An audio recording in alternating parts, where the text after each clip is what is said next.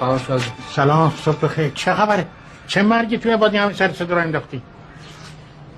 خدا صبرت بده. چی شده؟ مرد. کی؟ هاشم. هاشم مرد؟ آره. تو همینطور اینجور راحت و بیخیالی؟ من کشتمش که مرده دیگه.